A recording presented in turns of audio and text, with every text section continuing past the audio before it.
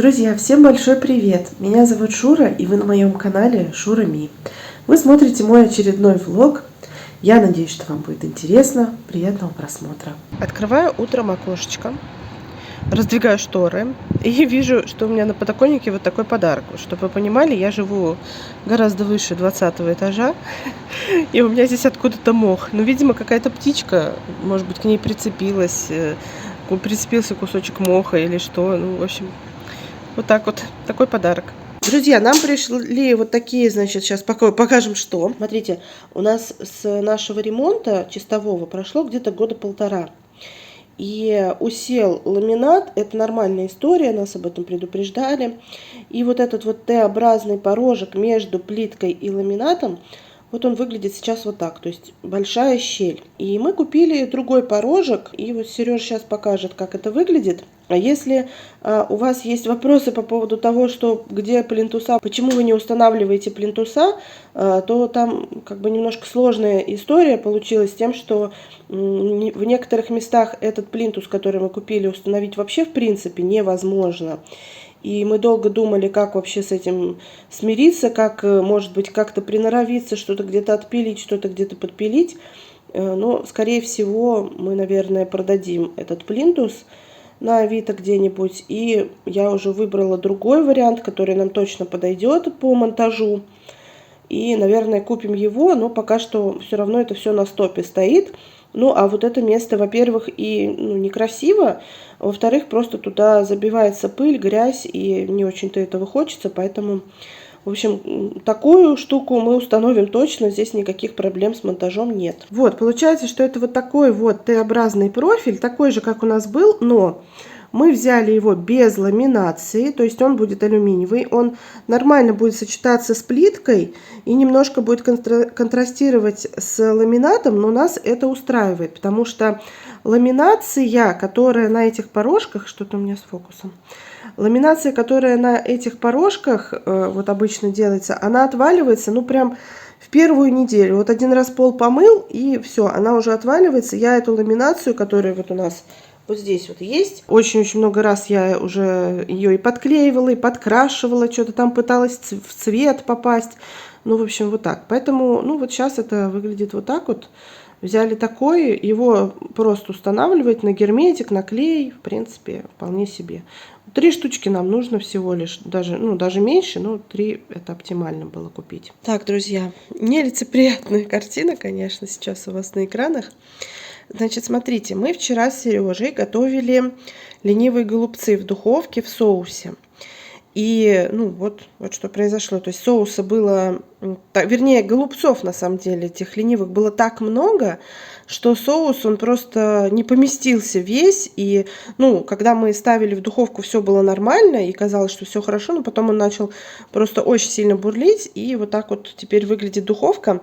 Я эту духовку еще ни разу основательно прям не мыла, потому что мы не так давно ее на самом деле купили. Все, что мы в ней готовили, оно так сильно не пачкало духовку. И я просто ее протирала там, ну просто губочкой протирала и все. Вот. Но сейчас мне придется основательно это все очистить, отмыть. Вот. Так что будем сейчас пробовать. Я еще даже и не знаю, как тут чего. Можно ли тут что-то отстегнуть? Ну, я думаю, что да. Давайте пробовать. Пришлось немало видео посмотреть, прежде чем я нашла эти рычажки. Сережа сказал, что вдруг упадет эта дверца, поэтому, в общем, дал мне подушку, чтобы я подложила подушку.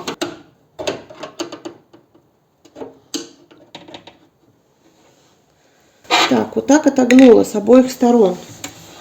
По идее, сейчас она должна выйти. Все. Дверцу отсоединили.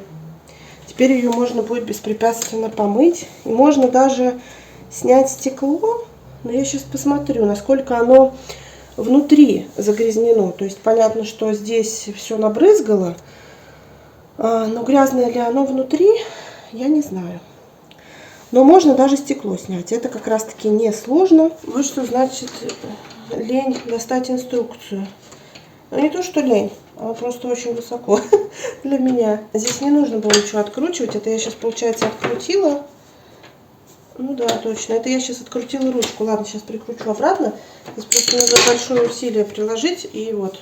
Все, вот эту штуку я отсоединила. И теперь спокойно могу вот так вот стекло отсоединить. Все, могу помыть и снаружи, и изнутри. И вот здесь тоже изнутри могу помыть. Так, здесь у меня намешано вообще много разных каких-то моющих средств. Вообще совершенно случайных. Даже тут и уксус присутствует. Я вообще вот в эту бутылочку всегда вот намешиваю так. И потом я вообще все мою этой смесью. И в ванной все, и на кухне, и вообще везде. Еще хорошо то, что ничего жирного не было. Вообще без масла готовили. Соус просто был из томатов, перца болгарского, ну то есть ничего такого, как бы просто овощной соус и все. Так что никакого застоявшегося жира здесь не будет.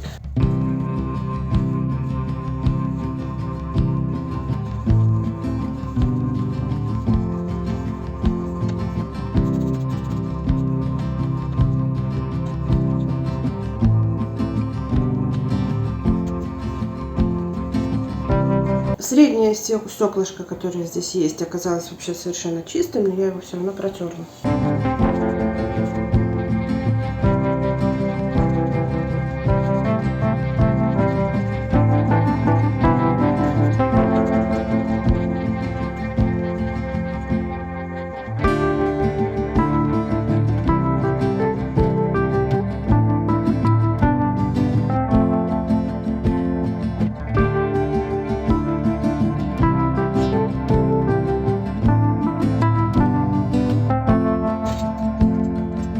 Это можно в мойке помыть. Это тоже.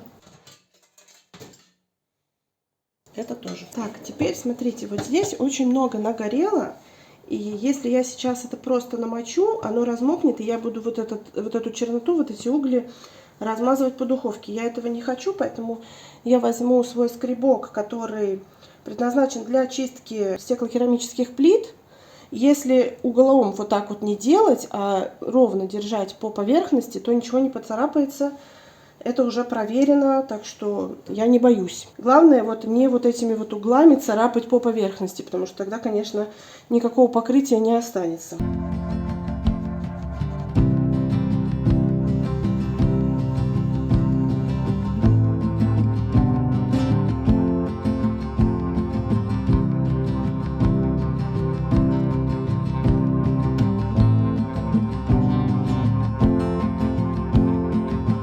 Так, все угли я убрала, и ну, все равно какое-то нагара, что-то осталось, поэтому я сейчас хочу вот так вот оставить все, что я намылила, и внизу я еще сейчас набрызгаю своим чудо-средством и положу пленку, и пусть, наверное, полчасика, а то и часик.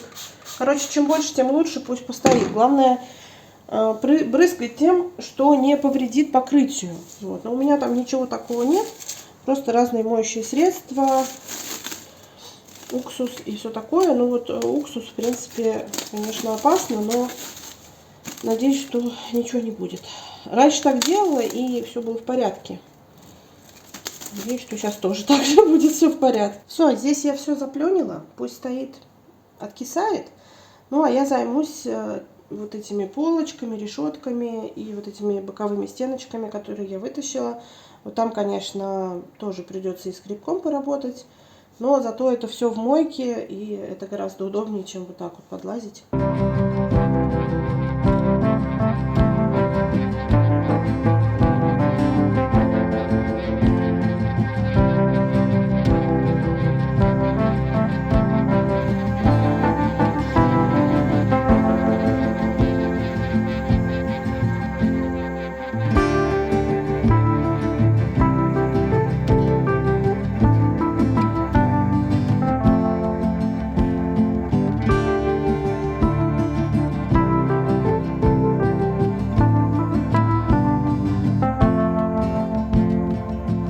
Здесь я тоже замочила, отскребла то, что отскребалось, без нажима, просто чуть-чуть так поскребла вот этот уголь, чтобы опять-таки вода просто черная не была и В общем, чтобы это смысл имело. И вот так вот залила со средством. Просто средство для мытья посуды, ничего такого. Опять-таки жира тут никакого не было, поэтому и никаких антижиров я здесь не использую. Все, даю всему постоять где-то полчасика и вернусь, доделаю все. Соберу-ка я сейчас вот эту дверцу. Я взяла вот такое средство для стекол. Ну, чтобы они блестели, они чистые. Я их еще и помыла все равно. Так что просто сейчас побрызгаю, протру и соберу. Надела перчатки, чтобы отпечатков не оставлять, а то потом будет бесить. Какое-нибудь солнышко выглянет, посмотрит на эту духовку, а у нас солнечная сторона, и такое обязательно будет. И там где-нибудь на среднем стекле будет мой отпечаток. Я буду беситься. Поэтому лучше я натру сейчас стекла и в перчатках все соберу.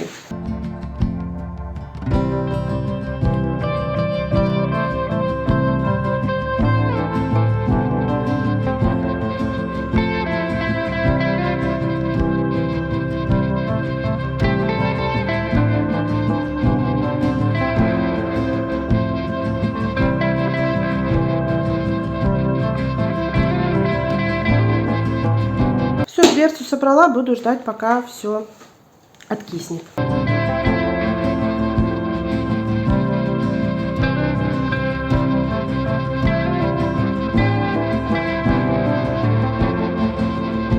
Все, я все сделала, я поставила дверцу. Хочу вот немножко протереть снаружи. И все. Конечно, это заняло у меня целый день. Ну, с отмачиванием, со всем вот этим вот. Такая нелегкая работа получилась. Ну, ничего, я в следующий раз буду умнее. Я возьму более глубокую емкость. И в 2 этапа, если такое количество опять получится большое, в 2 этапа буду готовить. Тогда ничего не будет так сильно выкипать и пригорать. Но это ничего страшного. В любом случае, зато у нас очень много ленивых голубцов. Я думаю, что мы их заморозим. Будет такой вариант быстрого ужина. Все готово. Смотрите, друзья, у меня вот такой кран. И, как вы видите, вот вокруг него известковый налет. И я знаю, что известковый налет хорошо отходит с помощью кислот. И я всегда это применяла, и никогда никаких проблем не было. Но после того, как я однажды применила кислоты, видите, стерся вот этот вот уголок у крана. Вот, я периодически его подкрашиваю лаком для ногтей, и не видно. Я больше кислоты именно в этом месте не использую. Я использую вот такие вот бафики для ногтей. Здесь очень такое мелкое зерно. Я просто прохожусь вот так вот тихонечко вокруг крана, и все замечательно отходит. Вот с этой стороны. Здесь свет не очень хороший. С этой стороны я уже все оттерла. С этой стороны сейчас ототру. Получается вот так вот. Сейчас я еще, естественно, это все просто помою мылом. И все. И еще на дозаторе с мылом тоже появляются такие следы. Тоже этой штучкой я бафиком вот этим вот удаляю эти следы, и все. И вот здесь вот тоже. Вот в этих местах тоже прохожусь бафиком. И все чисто. Вот эту вот часть я уже очистила, видите. Все, осталось только сполоснуть ее. Вот видите, все чисто. Ничего нет, никакого известкового налета. И вот так вот выглядит все вместе. Все, на крышечке тоже ничего нет. Вот такую вам хитрость показала. Не знаю, может быть, кому-то это нужно. Но я пользуюсь. Я как-то долго думала над этим. Долго что-то пыталась передумать. Отмывала просто, отскабливала зубной щеткой. Но вот этот вот мне нравится метод больше всего. Но здесь нужно понимать, что должно быть зерно прям совсем маленькое, совсем мелкое, потому что иначе можно поцарапать, и будет уже не так приятно. И, кстати, такими бафиками я еще и с пластика пятна, которые ничем не отмываются, немножечко, если пластик такой, как бы хуже не сделать, то есть нужно на каком-то невидном месте попробовать. И, в принципе, если все нормально, то можно бафиком и вот такие вот пятна, допустим, на белом пластике, на окнах. Вот я некоторые пятнышки таким образом убирала. Но нужно очень аккуратно это делать. Я сегодня захотела попробовать сшить медведя. Ну, просто не полностью его сшить, а сшить тело, в смысле. И я также вшила мордочку, но я пока сомневаюсь. Вот так вот я его прошила на руках. Вот столько вот всяких обрезков вокруг. Здесь просто все в этих ошметках. Ну, ничего страшного, я пропылесошу потом. Я осозналась, что я сделала очень маленькое отверстие для того, чтобы его вывернуть.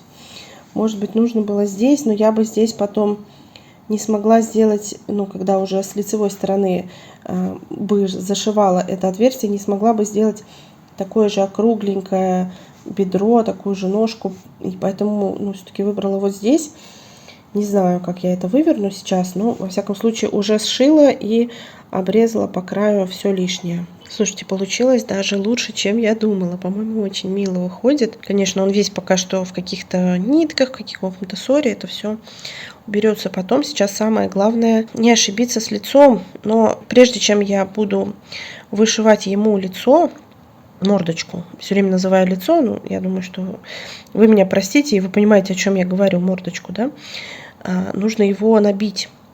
А у меня из набивки есть только поролон, огромный такой толстый кусок, и если я его буду использовать, то нужно его порезать маленькими кусочками.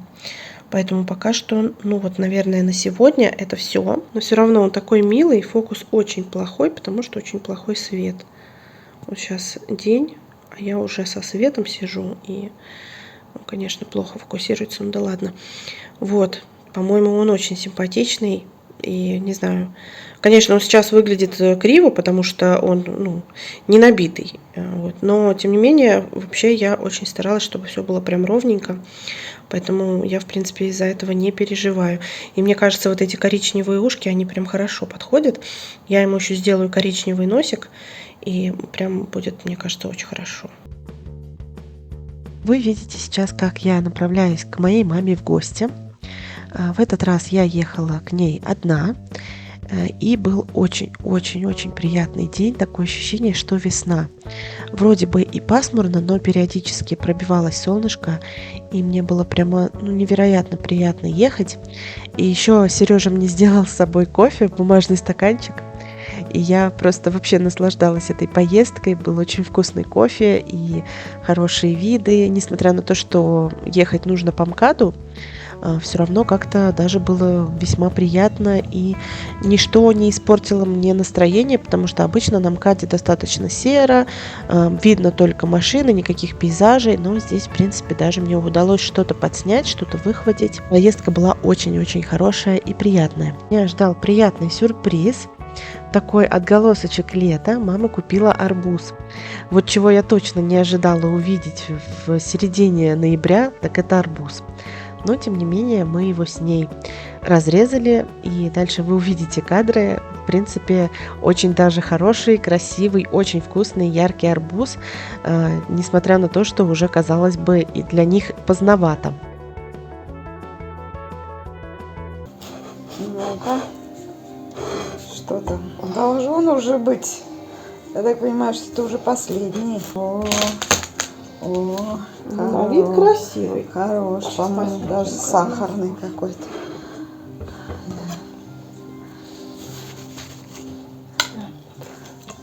Вкусный. Очень вкусно. Ага. Самое Большущий то. какой. 10 килограмм. Ровно.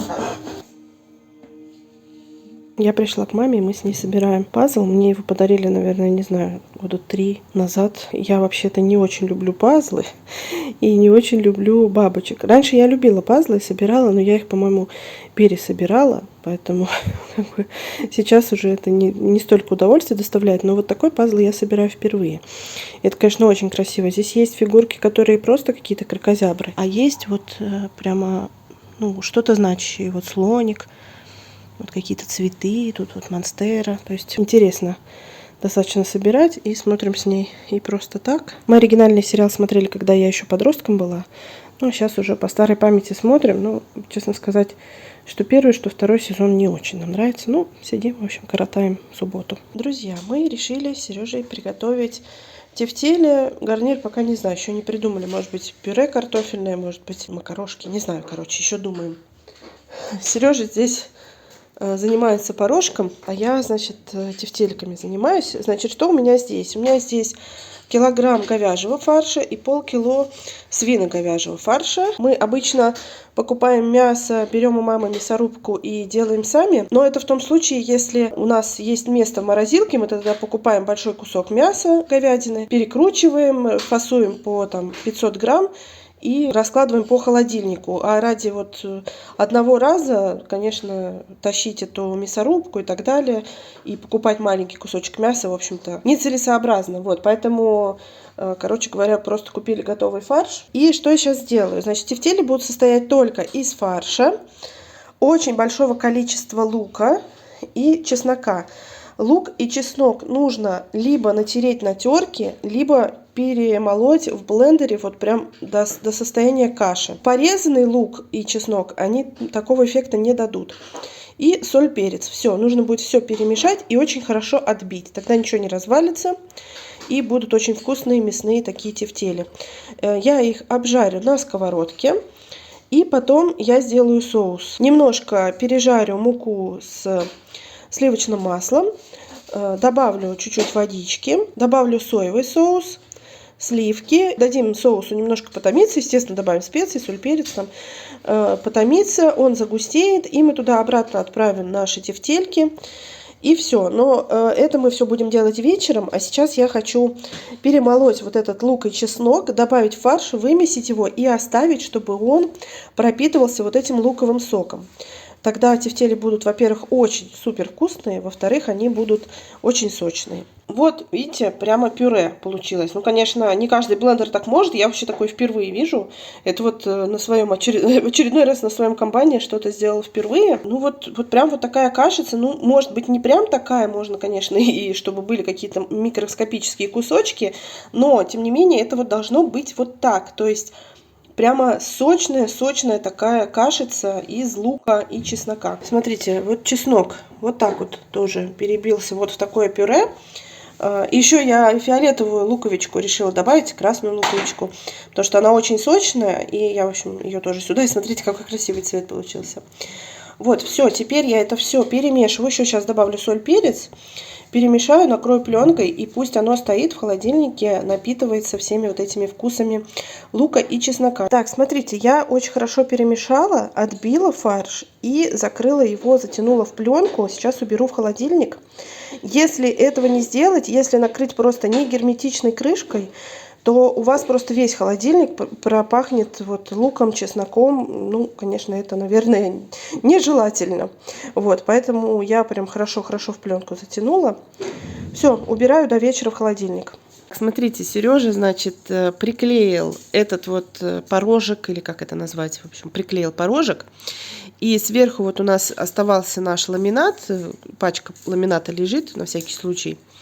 Значит, положил сверху на порожек ламинат и сверху поставил вот свой огромный, очень тяжелый ящик с инструментами и банки меда. Мама Сережина нам давала банки меда, и вот он поставил, чтобы прижалось хорошо. Вот в таком виде будет сохнуть, главное ночью не споткнуться. Смотрите, вот такое вот огромное количество я накрутила, такого среднего размера, небольшие, не маленькие, чуть больше, чем фрикадельки, но и гораздо меньше, чем котлеты. Нам, конечно, столько не нужно, это нам, наверное, раза на 4, а то и на 5, я думаю. Вот, поэтому придется Сереже сейчас героически искать место в холодильнике, вернее, в морозилке, для того, чтобы их заморозить. Вот, ну, а это уже, соответственно, пойдет нам на ужин.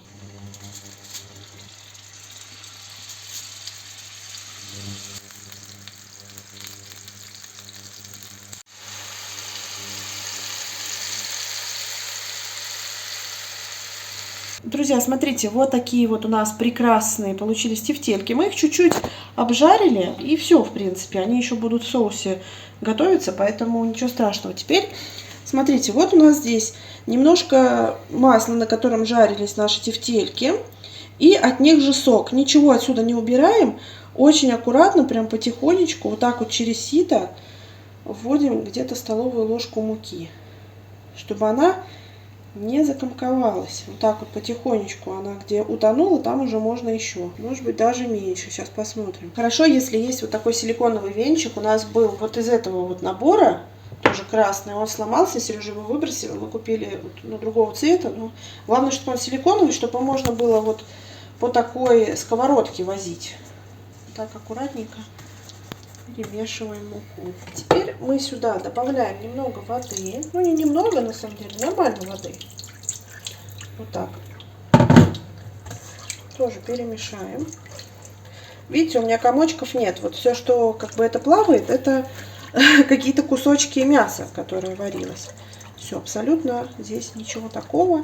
В принципе, вот на этом этапе можно еще добавить муки, если вдруг, но тоже аккуратненько через сито, потому что в воде мука мгновенно в комки превратится, поэтому очень аккуратно. Значит, теперь мы добавим, я хочу добавить немножко, нет, даже соль сейчас не буду добавлять, соль потом добавлю. Добавляю перец. Вот, свежемолотый, черный. Ну, тут, на самом деле, какой тут, Сережа, черный? Тут смесь 5 перцев. 5 перцев каких-то разных, короче. Я добавлю сушеный лук и чеснок. Вот у нас вот такие вот из Метрошеф. Ну, просто гранулированные. Немножко. Потому что лук этот у нас точно достаточно, да и чеснока тоже. В самих тефтельках. Ну, немножко, чтобы и соус был тоже вкусный, чуть-чуть. Теперь я добавлю соевый соус, собственно, поэтому я не солила. Если потом, я уже когда полностью все сделаю, будет недосол, то я добавлю либо соль, либо еще соевого соуса. Тоже такую хорошую порцию соевого соуса добавляем. В принципе, соевый соус можно заменить, например, на какой-нибудь томатный соус. Ну, тогда добавить соль. Можно включить, чтобы оно уже начинала загустевать, потому что у меня здесь почти отключена была плита. Значит, сейчас это закипит, немножко загустеет, и я добавлю сливки. Вот, сливки у нас 10%, можно добавить сметану, и мы, в принципе, с Сережей даже дискутировали, что добавить, сливки или сметану, но в итоге остановились на сливках. И все, нужно подождать, когда опять-таки уже со сливками все закипит. И можно обратно отправлять туда наши тефтельки и томить, пока готовим гарнир. Так, смотрите, вот так вот уже загустело. То есть, в принципе, я чуть-чуть еще добавила муки, но прям совсем чуть-чуть. То есть, меньше столовой ложки. И вот такой вот у нас результат. Сейчас добавляю сливки, попробую на соль и специи. И, в принципе, все, жду, когда закипит, и отправляю туда наши тефтельки. Вот так, где-то стакан сливок я сюда добавила. Соли уже никакой не надо, соевый соус достаточно соленый вот этот вот. Поэтому все, жду, когда закипит, отправлю туда мои тефтельки. Все, оставляю томиться. Соуса тут, конечно, очень много, это хорошо. Если есть зелень, то в конце, перед подачей, посыпать зеленью, это будет вообще бомба. А у нас вот так. Вот такой рецепт вам показали. Мы довольно часто так делаем. Ну, и с вами тоже поделились.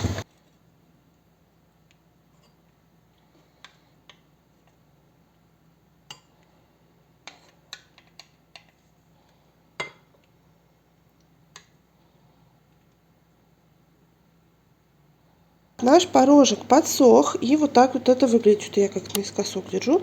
Вот так это выглядит, по-моему, очень хорошо. Щель закрылась, и ничего теперь не видно, ничего никуда не попадает лишнего. По-моему, хорошо. И я рада, что все-таки он вот такой алюминиевый, а не в цвет.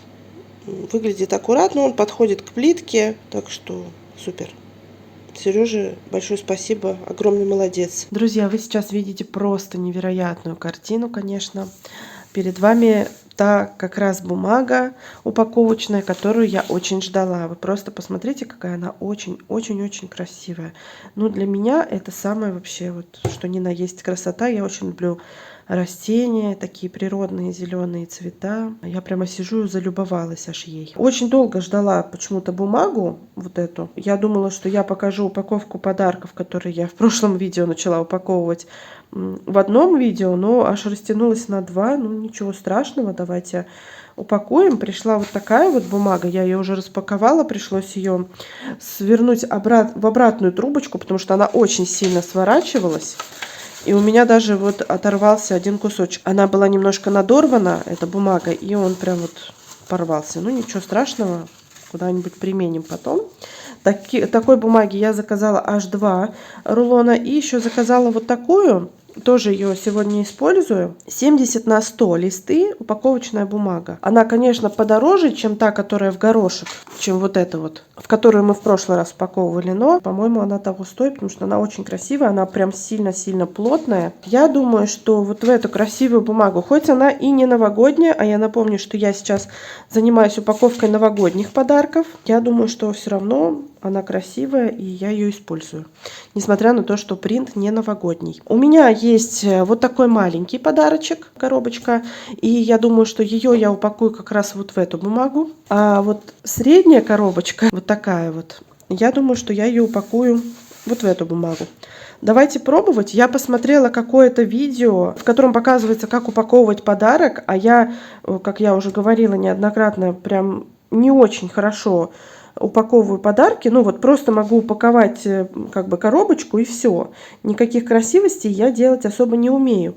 Но я попробую. Я несколько раз посмотрела это видео, короткое видео. Вроде бы ничего сложного. Поэтому сейчас попробую упаковать. Надеюсь, что у меня все получится. Я сейчас просто попробую. Пока ничего, естественно, приклеивать не буду, а просто попробую. Так, там, значит, нужно вот так вот как-то немножко с таким нахлестом сделать. Вот так вот сверху. Затем нужно вот так вот. Значит, проглаживаем здесь. И вот так заворачиваем. И проглаживаем вот здесь. Так. Значит, и со второй стороны делаем то же самое.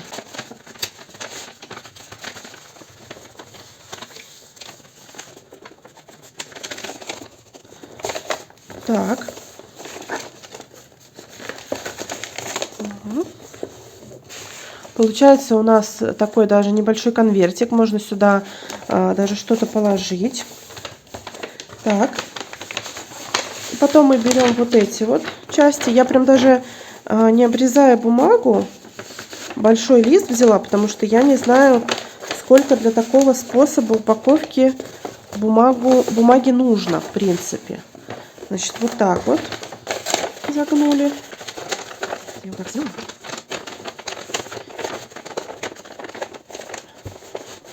И вот так вот загнули. То есть получается у нас вот здесь вот есть углубление, вот здесь углубление, вот здесь и вот здесь. И сюда можно что-то положить, какую-то открыточку какой-нибудь, еще маленький подарочек, наклеечку какой-нибудь. По-моему, очень даже неплохо. Так, и у нас здесь должно остаться, ну, для того, чтобы уже просто упаковать низ обычным способом, которым я все время упаковываю. Ну, в принципе, вроде бы я справилась, ничего сложного. Сейчас я это все разверну, отрежу столько, сколько мне нужно, и запакую, наверное, думаю так. Ой, это была самая сложная упаковка в моей жизни.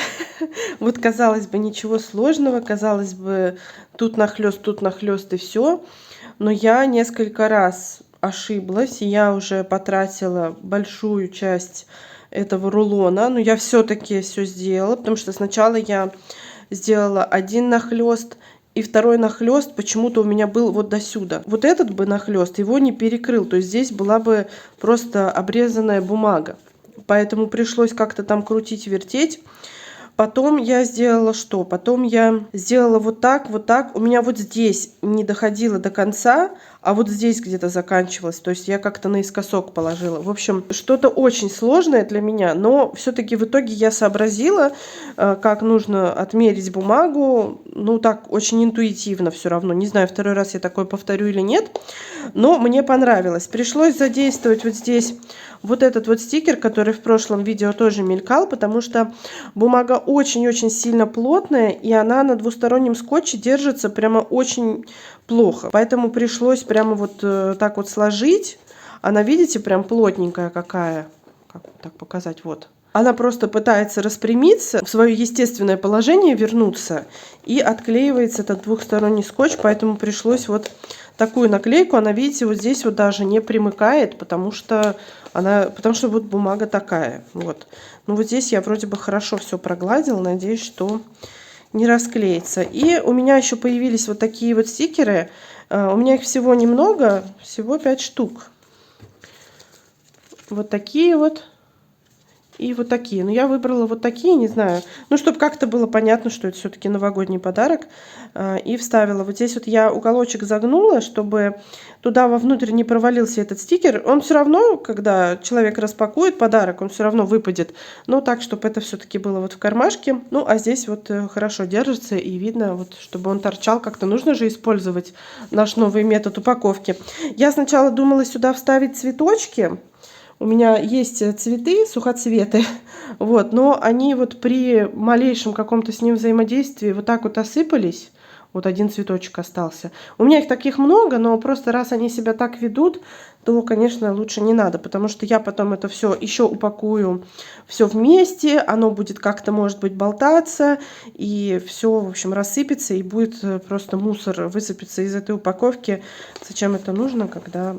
Мы, в общем, этого не хотим, поэтому вот так вот упаковала. Осталось упаковать вот эту вот коробочку маленькую. Я ее сейчас упакую обычным своим способом. Не буду второй раз такой стресс испытывать. Вот в эту бумагу. Давайте ее развернем, посмотрим. Сейчас я ее разверну, скручу в обратную сторону и посмотрим, что за бумага. Здесь такой уже рисунок...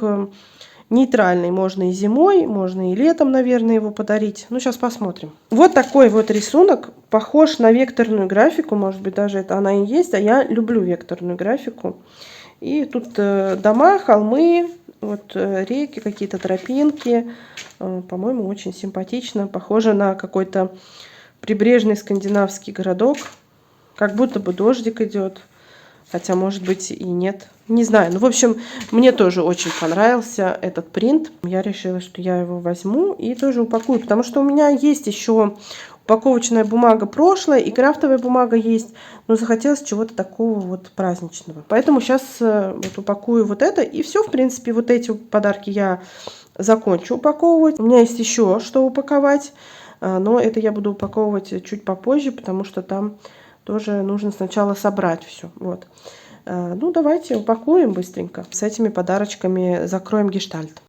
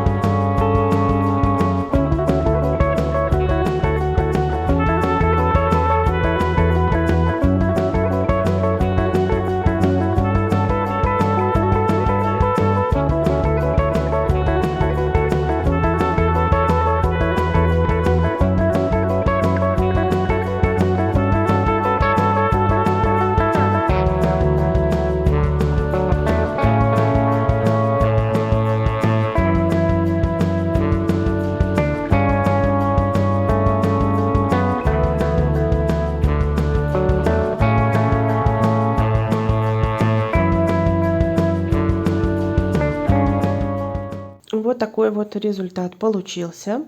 По-моему, даже очень неплохо. Может быть, вот здесь вот я еще сейчас подклею, потому что как-то оттопыривается. А так, в принципе, все. Так, итого у нас вот такой подарочек, вот такой вот подарочек и вот такой подарочек. То есть у нас Вот такой вот комплект. Все, с этими подарками я закончила.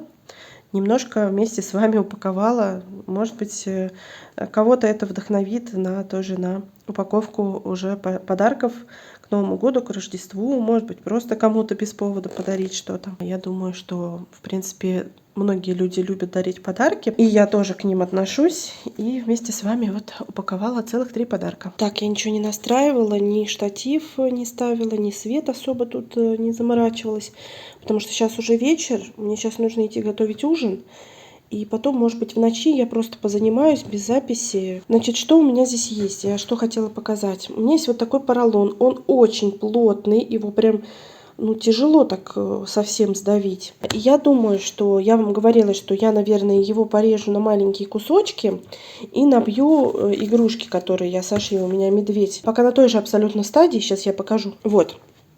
Вот так выглядит мишка. И я думала, что вот, как я уже сказала, я нарежу маленькие такие кусочки из этого поролона и засуну. Но я думаю, что, может быть, мне все-таки попробовать прям по выкройке вырезать и попробовать вот так целиком. Я очень сомневаюсь, что я смогу впихнуть, потому что, вот он прям, очень тяжело его сжать, как следует. Тяжело прям надавить, сложно. Я прямо много усилий прикладываю, чтобы его продавить. И прям даже и не знаю. К тому же мне такая толщина, наверное, не нужна и не подходит. Не знаю, может быть, как-то еще вдоль потом разрезать. Но я, в общем, Сережа мне достал этот поролон. Он лежал у нас на балконе. Чистый, новый абсолютно поролон. Нигде не использовался. Это здесь вырезались для его каких-то инструментов. Он что-то делал. В общем... Вот, я думаю, что, может быть, все-таки обвести и попробовать ножом канцелярским вырезать, а там уже будь что будет, не получится, значит, искромсаю. Вот, не знаю, посмотрим, может быть, сегодня вечером, в ночи даже этим займусь. Все равно со сном проблемы, и плохо засыпаю, и долго не сплю, поэтому сейчас почти такой полуночный образ жизни веду, потому что, не могу уснуть. Вот.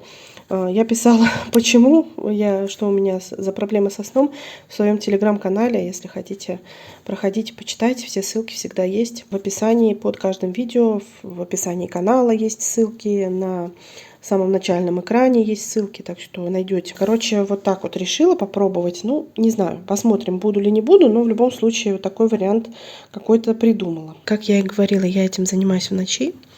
Вот такого вот медведя я вырезала. Конечно, это все совершенно неровно, но это же мягкий материал. Он под давлением формы, моего медведя должен распределиться нормально. Вот с этой стороны вообще совсем все плохо. Но посмотрим. Я еще сомневаюсь, что я его смогу вовнутрь запихнуть и распределить. Но я попробую. Получилось вот так. Это было очень трудно. Просто, очень трудно. Так не буду показывать, а то у него там какое-то интимное место образовалось. Ладно. В общем, в принципе, вот выглядит вот так. Вот здесь небольшие складочки. Я потом это место отпарю. Здесь просто я начинала и заканчивала, соответственно, этот круг. И, видимо, там немножко стянула сильнее, чем нужно, вот в месте, где пришивала лицо, морду. Вот, в принципе, неплохо получилось. Я еще подсунула немножко вот сюда, вот где животик. Чтобы он такой немножко был выпуклый, чуть-чуть совсем. В целом я довольна тем, что получилось.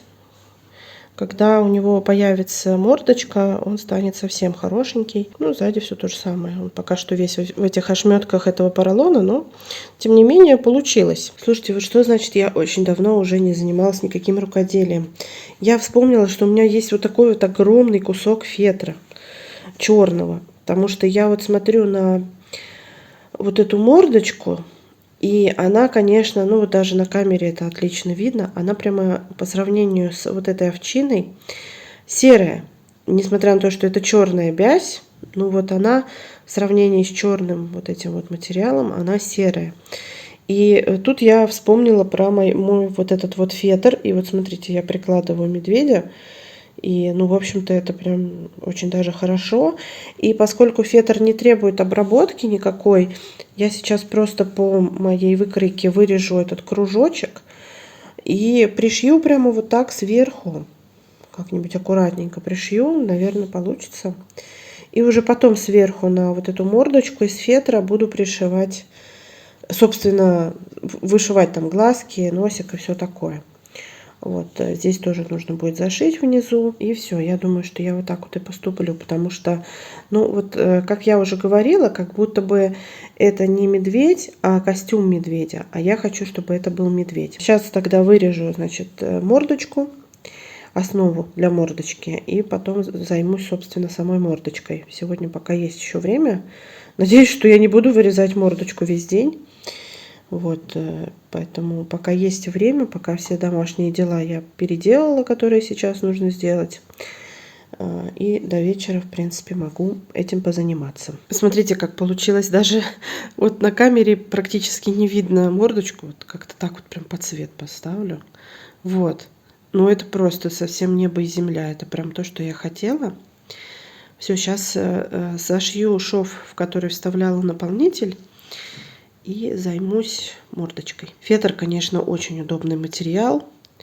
Просто вшил, ничего не переживай, что что-то там осыпется, ничего как бы не это, никакой волной не идет, все ровненько, все прям идеально. Все, я зашила все. Я немножко расчесала медведика, он теперь вот такой пушистый стал. Вот этой вот своей щеткой, вот смотрите, сколько вычесалось. По-моему, хорошо. Он такой приятный на ощупь, просто вообще прям прелесть. Ну, вот что у меня получилось. Мордочку, носик я пришила, глазки я обозначила просто вот булавочками, пока что вот так. Еще поиграю с этим, попробую их в другие места разместить, но это будет уже не сегодня, уже совсем стемнело и уже вечер.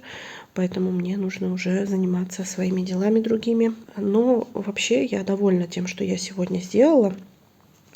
Еще пока всякий мусор налипает швейный. Ну вот, но тем не менее, вот так вот это выглядит. По-моему, симпатично очень.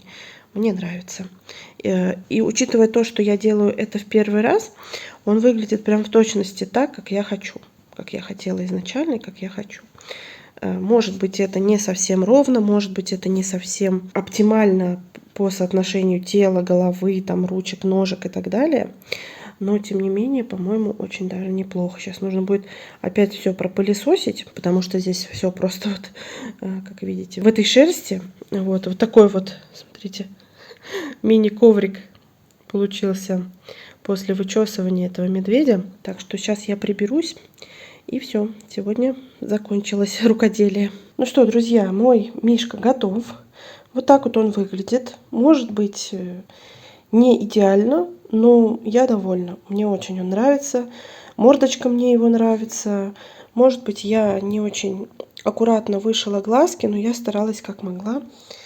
Вот, получился вот такой вот друг. В следующий раз, если я что-то подобное буду делать, а у меня еще ведь есть овечка, которая тоже наполовину уже даже раскроена, я немножко что-то по-другому сделаю, но в целом, в принципе, все было достаточно просто и как-то интуитивно понятно, несмотря на то, что я, как я уже говорила, впервые шила вот из такой овчины. Шила я полностью мишку на руках. Ну, можно, наверное, и на машинке сшить, если машинка позволяет.